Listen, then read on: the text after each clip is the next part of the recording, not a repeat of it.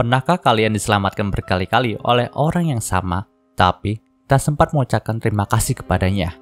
Itu dinamakan kasih yang tak sampai.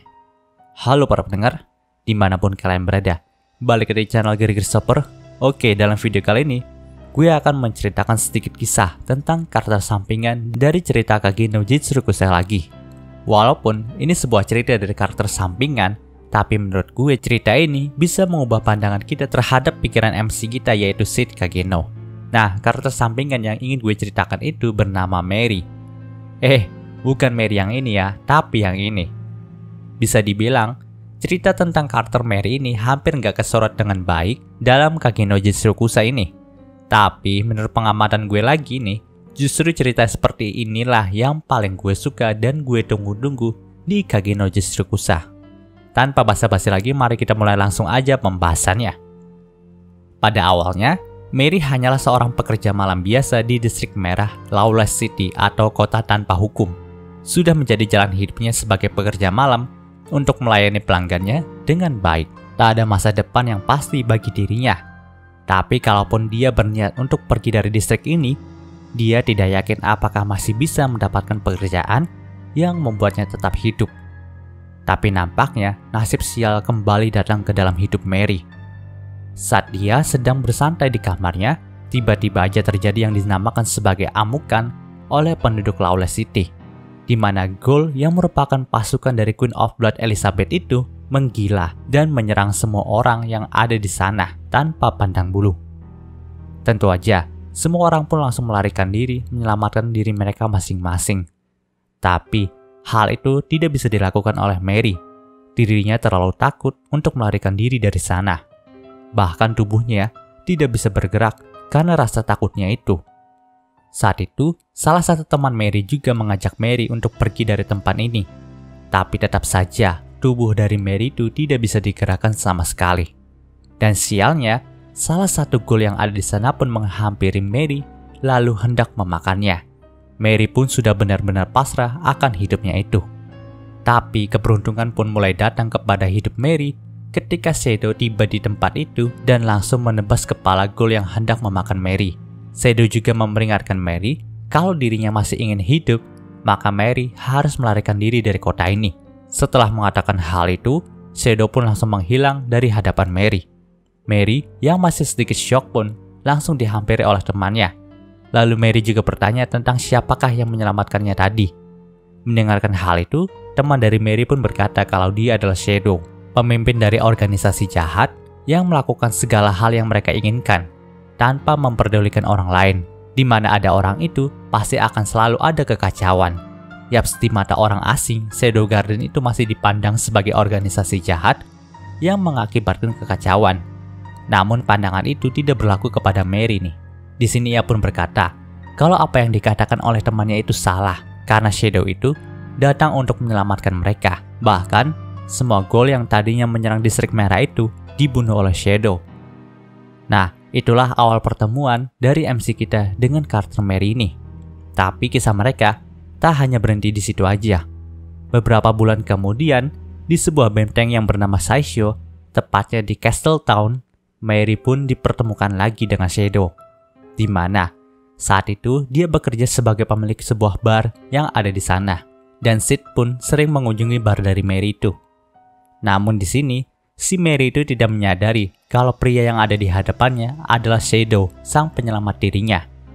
Di sini, Mary pun sering bercerita kepada Sid kalau dulunya dia itu pernah diselamatkan oleh Shadow, yang dikenal sebagai bos dari organisasi Shadow Garden. Tapi bagi Mary, Shadow bukanlah orang jahat, melainkan penyelamat hidupnya. Bahkan Mary juga berkata kalau alasannya membuka bar di sini adalah untuk membalas budi kepada penyelamatnya itu. Ia berharap suatu hari nanti penyelamatnya itu bisa datang ke barnya sebagai pembeli, dan di saat itulah dia akan melayani Shadow dengan minuman terbaiknya. Namun, ia rasa itu hanyalah sebuah mimpi belaka aja. Mendengarkan hal itu, Sid pun berkata kalau itu bukanlah mimpi. Tapi di tengah perbincangan mereka, tiba-tiba aja ada dua prajurit korup yang meminta uang setoran kepada Mary nih. Padahal si Mary itu telah menyerahkan uang setoran beberapa hari yang lalu. Namun tetap saja, mereka memaksa Mary untuk memberikannya lagi. Melihat hal itu, si MC kita yang konyol satu ini kembali menolong Mary nih.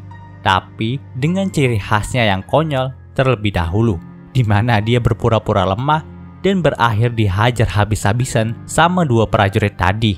Gak tega melihat Sid yang dikeroyok, si Mary pun akhirnya menyerahkan uang setoran itu agar kedua prajurit tadi pergi dan berhenti mengeroyok Sid. Di sini, Sid pun meminta maaf kepada Mary karena gak berhasil menolongnya. Tapi Mary pun berkata kalau itu gak apa-apa. Hal ini sudah biasa terjadi dalam kehidupannya. Namun yang membedakan, dia tidak datang untuk menyelamatkanku hari ini. Nah, yang dimaksudkan sama Mary tadi adalah Shadow. Setidaknya itulah nasib sial yang dirasakan oleh Mary saat ini. Tapi bukan Shadow namanya kalau dia tidak menunjukkan kemampuannya dalam bayang-bayang. Dia pun kembali mencari prajurit yang merampok uang Mary tadi, kemudian membunuhnya untuk mengambil uang Mary kembali. Dan di tengah malam,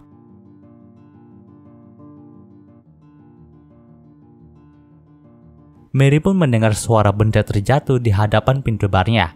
Awalnya dia kira itu adalah penjaga yang minta uang lagi nih. Tapi ternyata yang ada di balik pintu barnya itu adalah sekantung uang yang pernah dijarah oleh prajurit tadi. Melihat hal itu, Mary pun menangis dengan haru. Dan dia tahu kalau itu pasti perbuatan dari Shadow.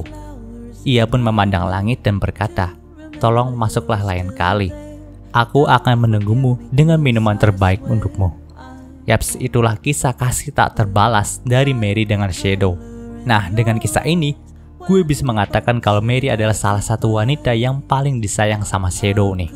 Ya, kita tahu sendirilah, kalau MC kita yang satu ini gak pernah segan-segan untuk membunuh orang yang tidak berguna baginya. Bahkan pola pikirnya yang cuma mikirin duit itu aja, membuat gue jadi bingung sendiri sih tentang MC kita yang satu ini. Tapi saat itu, dia tidak membawa kabur uang milik Mary. Dia justru mengembalikan semua uang itu kepada Mary. Padahal bisa aja kan si Sid ini bawa kabur uang Mary. Atau bahkan yang lebih kejam lagi, Sid itu bisa membeli alkohol di barnya Mary dengan uang tadi. Tapi dia itu nggak melakukannya teman-teman. Padahal Sid ini gila harta banget.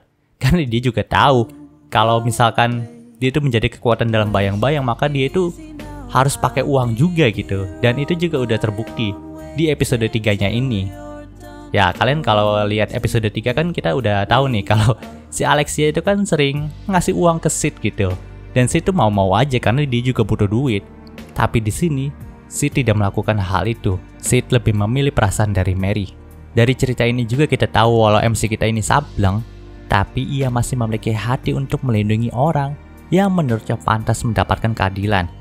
Nah, itulah sedikit kisah dari karakter Mary yang kasihnya tidak pernah sampai kepada Shadow.